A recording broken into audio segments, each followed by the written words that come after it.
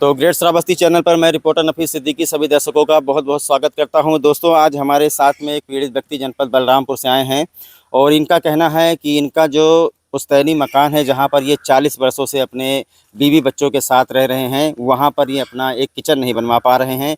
चूँकि वहाँ पर नवीन प्रति की ज़मीन है जहाँ पर ये निर्माण कराना चाहते हैं और वहाँ पर सैकड़ों घर बने हुए हैं, उनके ऊपर कोई कार्रवाई नहीं हो रही है। सिर्फ ये बेचारे एक गरीब व्यक्ति हैं, इनको सिर्फ टारगेट किया जा रहा है।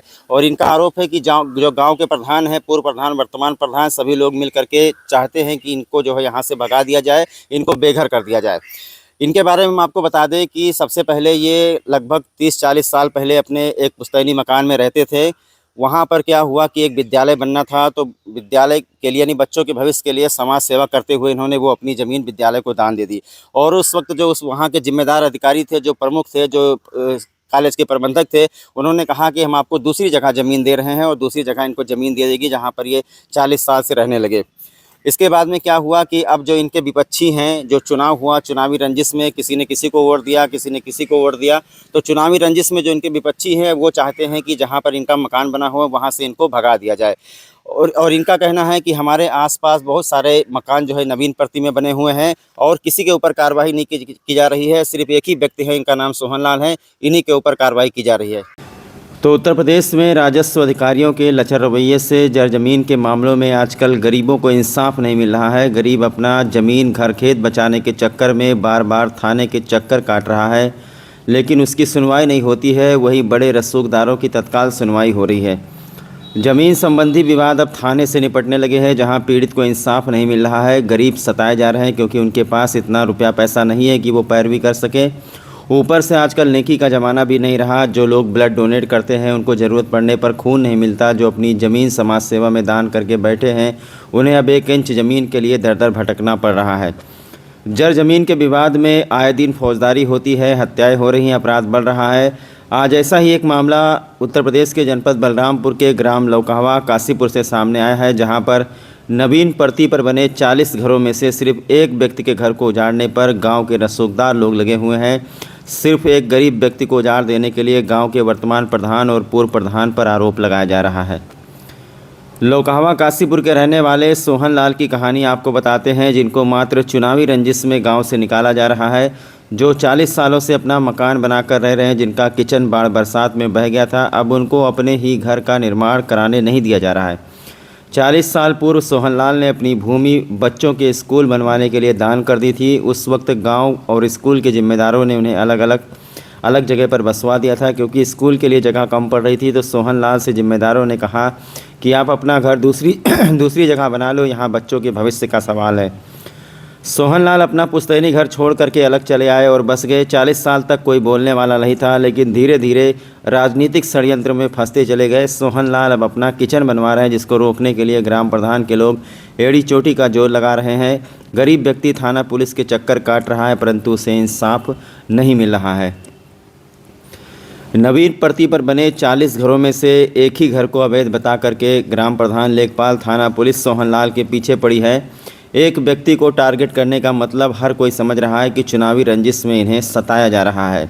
बड़े बड़े लोगों की सुनवाई हो रही है, गरीब की कहीं पर सुनवाई नहीं हो रही है। गरीब दफ्तरों से भगाया जा रहा है।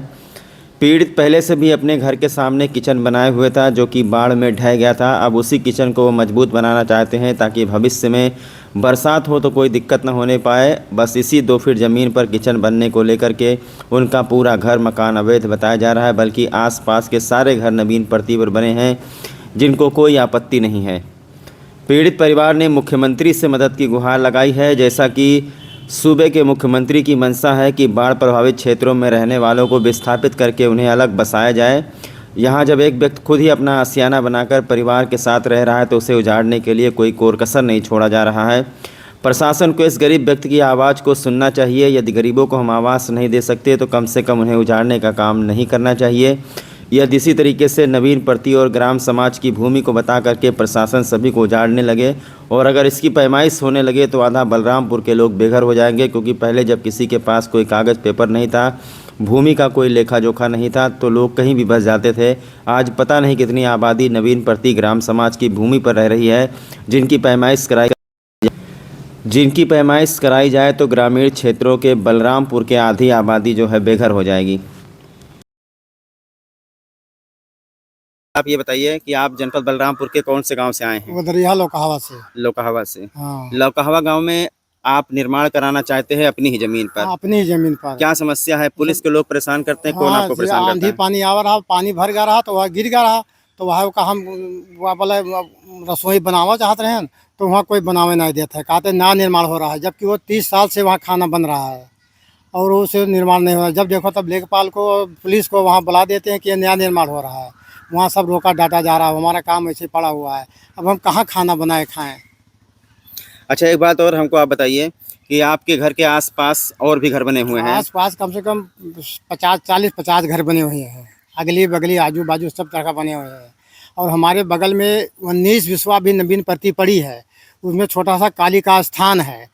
अब वो सोचते हैं कि इसको छका लें, इसको इनको दबा कर और इनको डरवा धमका कर और इनको भी इनका भी जगह छका लें। दबंग लोग हैं, भूमि माफिया हैं और इनकी सुनवाई होती है, हमारी कोई सुनवाई नहीं होती है। अभी तक आप कहाँ कहाँ किस अधिकारी के पास गए हैं? हाँ साहब, डीएम एसडीएम सबके पास गए हैं, पुलिस के पास भी गए हैं, सबके पास गए हैं, लेकिन कोई सुनवाई नहीं होती है। ये सब दबंग लोग के सुनते हैं, बड़े आदमी की, गरीब आदमी के कोई सुनता नहीं। तो अभी आपने सुना, ये सोहन लाल जी कह रहे हैं कि सिर्फ हमारे ही परिवार को टारगेट किया जा रहा है, जबकि अन्य घर जो बने हुए हैं वो नवीन प्रति पे बने हुए हैं। और इनके सुपुत्र हमारे साथ हैं, इनसे हम पूरी जानकारी लेते हैं कि सिर्फ इनके परिवार को क्यों परेशान किया जा रहा है और कौन लोग हैं जो परेशान कर रहे हैं और क्या वजह हो सकती है परेशानी की कि इनको ही क्यों परेशान किया जा रहा है। यदि मान लीजिए वो नवीन प्रति पर है, सरकारी भूमि पर है, तो एक हिसाब से सारे लोगों का घर वहाँ पर गिरना चाहिए। एक ही व्यक्ति को टारगेट करने का मतलब आखिरकार क्या है और क्या इनकी बात यहाँ के ज़िले के जो अधिकारी हैं, जो ये डीएम साहब हैं, जो एसडीएम साहब है, वो नहीं सुन रहे हैं कि एक ही व्यक्ति को क्यों टारगेट किया जा रहा है। ये हमारे साथ उनके सपुत्र हैं, इनसे हम जानकारी लेते हैं। भैया ये बताओ कि आपका घर गिरवाया जा रहा है कि निर्माण रोका जा रहा है? निर्माण रोका जा रहा है सर। अच्छा, क्या निर्माण आप करा रहे हैं? सर हमारा वो वहाँ पे रसोई घर था, खाना बन रहा था और वो आंधी और बाढ़ आया, उसके वजह से गिर गया। तो उसके बाद में फिर हम लोग उठाने लगे, वो जबकि वो पहले से बना हुआ था, वो गिर गया तो उठाने लगे। तो फिर नेकपाल और वो पुलिस आके रोकने लग गई कि नया निर्माण कर रहे हो। नेताजी वहाँ पे जाके स्टेशन लगा दिया कागज कि ये नया निर्माण कर रहे हैं, जबकि हमारा पहले से वो खाना उधर बन रहा था सर। ये रोक रहे हैं, परेशान कर रहे हैं, हम लोग किधर भी जा रहे हैं कि सुनवाई नहीं हो रहा है हमारा सर। अच्छा, तो ये जो आपका घर बना हुआ है कितने सालों से बना हुआ है? सर ये 40-45 साल से बना है सर। अच्छा, आपका किचन कहाँ बना हुआ था? सर वो हमारे घर के बिल्कुल सामने लग दी, बिल्कुल बाजू में सामने ही आप बनवा जी रहे हैं? जी। अच्छा, अभी आपने किस अधिकारी को प्रार्थना पत्र वगैरह दिया है? किसने रोका है? कौन सुनवाई नहीं कर रहे हैं? सर वो एसडीएम साहब को दिया था मैं, और ये थाना प्रभारी की तो हमारी बात सुनते नहीं है, वो हमारे पिता को मार के बंद करते हैं। हम सबको, हमारा कोई वहाँ पे थाना पे नहीं सुनाई होता है, दबंग आदमी का आगे कोई हमारा सुनाई होता नहीं है। हम एसडीएम साहब को दिए और डीएम साहब, एसडीएम साहब, काना को सबको दिया है, लेकिन सुनवाई सर नहीं हो रहा है हमारा। अच्छा, क्या कहना चाहते हैं आप? आपको बहुत लोग हमारे चैनल पर देख रहे हैं अधिकारी, क्या उनसे कहना चाहते हैं आप? सर हमारा ये न्याय होना चाहिए। हमारा पुश्तैनी घर तालुकदार सिंह इंटर कॉलेज वहाँ पे था पहले, 40 वर्ष पहले वहाँ पे था। वहाँ पे जो प्रमुख जी थे, हमारे पापा जिससे ज़्यादा बैठते उनका रहते थे उधर। और जब वो बोले कि मुन्ना यहाँ पे घर बनेगा तो यहाँ से खाली कर, तो हम आपको दूसरी जगह ज़मीन दे रहे हैं। तो वहाँ पे जब वहाँ पे दिया गया तब ये हमारे ये माननीय जन्मेजय सिंह ग्राम प्रधान ये नहीं दिए, ना इन्होंने कुछ दिया, ना इन्होंने वहाँ पे थे जब नापने लग गए थे। तो हमारे वकील साहब थे और वो प्रमुख जी थे, तो वहाँ पे दिया जाके मुना बना लो, लेकिन फिर भी वहाँ पे 10,000 पापा ने दिया। एक बात और हमको बताइए, एक बात हम ये जानना चाहते हैं कि ऐसी क्या रंजिश है, क्या वजह है जिसकी वजह से आपको बेघर करने की कोशिश कर रहे हैं आपके जो विपक्षी हैं? आप बता रहे हैं कि आप लोग प्रधान के यहाँ पहले काम वाम करते थे। आइए इधर आइए, बताइए क्या क्या है, बताइए। सर पहले हम उनका दाढ़ी बार काम करते थे, कम से कम 20 साल हमारे बाप के, हमारा बाप की है। फिर मर जाने के बाद हमने 20 साल तक किया। तो अब जब तक किया, पहले पैसा कौड़ी भी नहीं मिलता था, अनाज पानी भी नहीं मिलता था, सेवा सत्कार कर